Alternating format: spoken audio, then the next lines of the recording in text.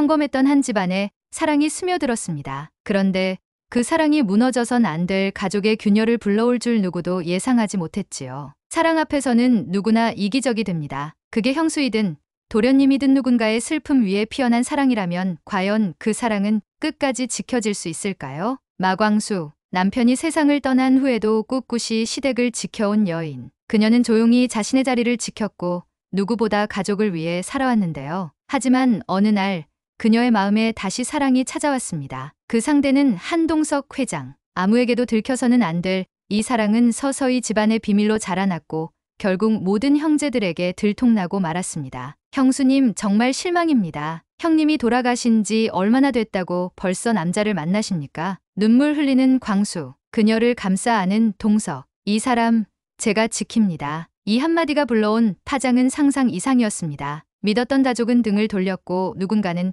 그 틈을 파고들며 불을 지피고 있었습니다. 돌아온 오천수의 전부인 강소연. 그녀는 미소 뒤에 감춘 속셈으로 집안을 교묘히 흔들기 시작하고 그리고 그날 밤 누군가의 핸드폰에서 발견된 지워지지 않은 문자 하나. 그날 밤 아무 일 없었던 것처럼 해요. 도대체 그날 밤 무슨 일이 있었던 걸까요? KBS 주말 드라마 독수리 오형제를 부탁해. 시청률 24.2%를 기록한 충격의 36화 이후 모든 것이 달라집니다. 지금부터 37화 미리 보기 시작합니다. 모두가 떠난 밤의 거실. 따뜻했던 가족의 공간엔 이제 냉랭한 침묵만이 감돌고 있었습니다. 마광숙과 한동석의 관계가 알려진 이후 독수리 술도가 형제들 사이엔 더 이상 웃음도 대화도 사라졌습니다. 처음 입을 연 사람은 둘째 오홍수였습니다. 그는 형수인 광숙을 바라보며 흔들리는 눈빛으로 말합니다. 형수님, 전 진짜 실망입니다. 장수영 떠난 지 얼마나 됐다고 어떻게 그럴 수 있어요? 그의 말은 단순한 비난이 아니었습니다. 그 속엔 슬픔,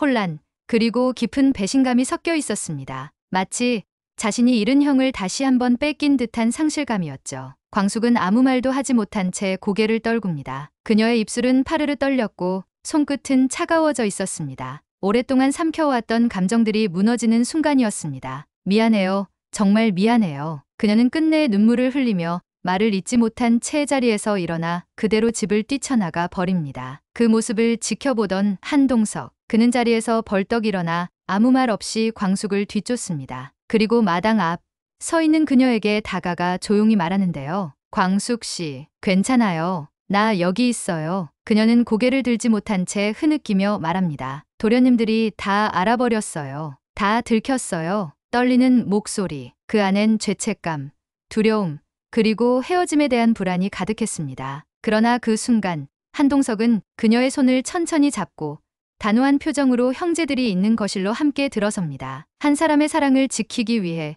그는 모든 가족의 시선을 마주할 각오를 했던 것입니다. 이 사람 제가 책임집니다. 여러분이 뭐라고 해도 저는 물러서지 않겠습니다. 정적이 감도는 거실. 형제들은 아무 말도 하지 못한 채 그 둘을 바라봅니다. 어떤 이는 분노했고 어떤 이는 고개를 돌렸고 누군가는 처음으로 눈동자가 흔들렸습니다. 그날 밤 독수리 술도가의 형제들은 서로를 향해 등을 돌렸고 가족이라는 이름은 점점 불신으로 갈라지고 있었습니다. 가족이 흔들리는 틈을 파고드는 건 언제나 외부가 아닌 내부입니다. 그 중심에 뜻밖의 인물이 돌아왔습니다. 오천수의 전부인 강소연. 그녀는 아무렇지 않은 표정으로 다시 집에 들어섰습니다. 천수 씨가 다쳤다기에 잠깐 보러 온 것뿐이에요. 그렇게 말했지만 그녀의 눈빛은 너무도 차분했고 미소는 의심스러울 만큼 부드러웠습니다. 그날 저녁 공주실 여사는 한동석과 마광숙을 따로 불러 함께 식사를 했습니다. 늦은 사랑을 조심스럽게 응원하려는 작은 용기였죠. 하지만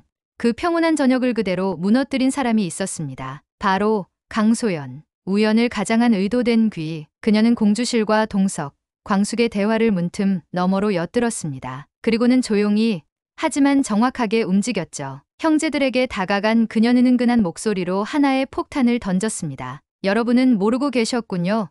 광숙 씨랑 동석 씨가 그런 사이였다는 걸요. 단 한마디에 거실의 공기가 멈췄습니다. 그 누구도 준비하지 못한 폭로였고 가장 믿고 싶지 않은 진실이었죠. 오홍수의 입술이 떨렸고 오홍수는 무언가를 의심하듯 눈을 찌푸렸습니다. 그들의 표정 하나하나가 흔들리는 믿음을 보여주고 있었습니다. 그리고 소연은 날 없이 자리에서 일어나며 작게 혼잣말을 내뱉습니다. 이 집엔 여전히 내가 필요하군요. 그녀는 돌아온 이유를 말하지 않았지만 그녀의 목적은 분명했습니다. 자신이 떠났던 자리를 다시 되찾기 위해 혼란을 틈타 가족을 흔들려는 속셈. 소연의 등장이 이대로 끝날 리 없습니다. 그녀는 단지 불씨를 던졌을 뿐. 이제 그 불이 어디로 번질지는 아무도 알 수 없습니다. 단 하나 확실한 건 한 가정을 둘러싼 숨겨진 갈등이 이제 본격적으로 타오르기 시작했다는 것. 그날 밤 광숙은 홀로 방 안에 앉아 있었습니다. 형제들의 비난, 강소연의 폭로, 그리고 동석의 결연한 눈빛까지 모든 것이 파도처럼 머릿속을 휘몰아치고 있었습니다. 손엔 여전히 쥐고 있던 휴대폰, 그리고 그 화면 위엔